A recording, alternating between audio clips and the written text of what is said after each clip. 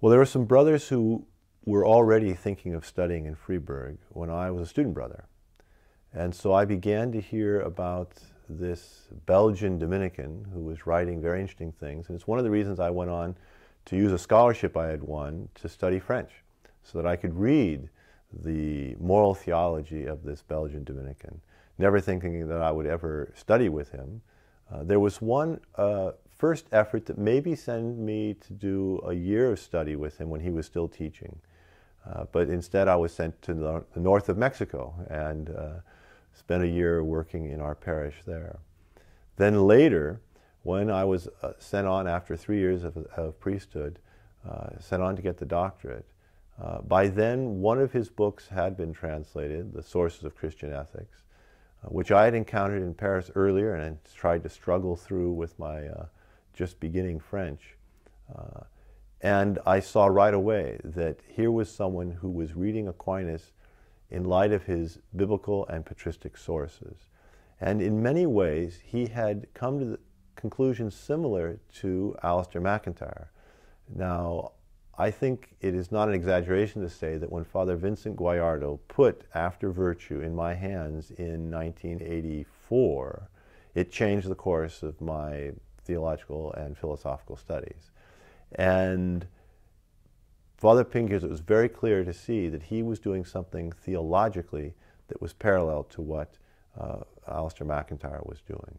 And both MacIntyre and Pinckaers were, in their own ways, developing insights that were even earlier expressed by Elizabeth Anscombe, that the way in which philosophical ethics had been divided between questions of whether the act is useful or whether you should follow rules, so whether morality was about following rules or about utility.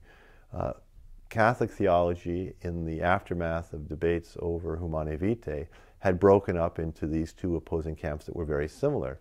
Proportionalists, who were basically looking at the consequences of an act, or the new natural lawyers that were basically looking at formal rules, and morality was seen to be about those two things.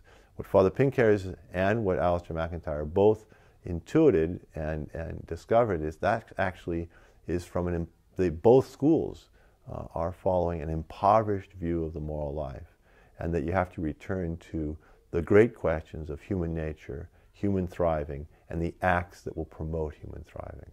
So Father Pinckaers, who was a shy man, in many ways a timid man, was already in the 50s, very quietly looking at the sources of Thomas Aquinas and of moral theology, and returning to those sources and to the great questions of what does it mean to live a human life? What is human flourishing? What is human happiness? And what does the gospel call us to in the Sermon on the Mount, in the Pauline letters? And that was attractive. I saw that, having been raised in the midst, as a theologian, in the midst of those debates between proportionalism and the new natural law, I saw the return to virtue as the way out. And it's a return to virtue that is rooted in the return to the great questions of human life. What does it mean to live a human life? What are the traits of character and the actions that promote human flourishing?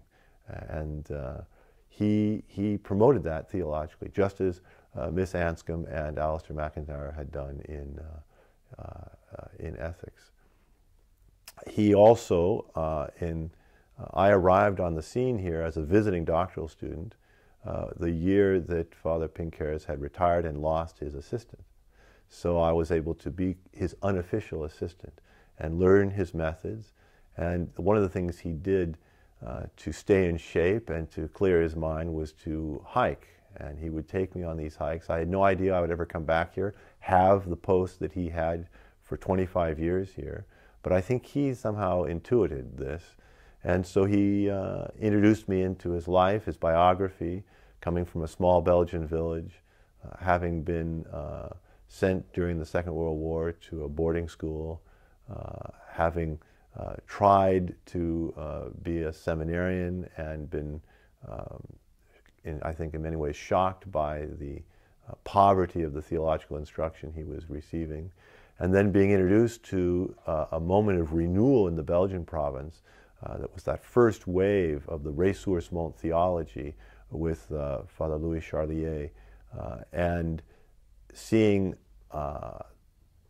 theological formation that was rooted in the reading of the Fathers of the Church, in the reading of Scripture, and in Eucharistic adoration. He makes it very clear it was an encounter of this holistic vision where the Scriptures were read, where the Fathers were read in the context of adoration of the Eucharist, all of which drew him to leave the seminary and join the Dominicans. And it was being actually initiated into those, not just the ideas of Father Pinckaers, but the practices of Father Pinckaers. His way of living the religious life have influenced me and stayed with me, and I hope I can transmit them, share them to the next generation.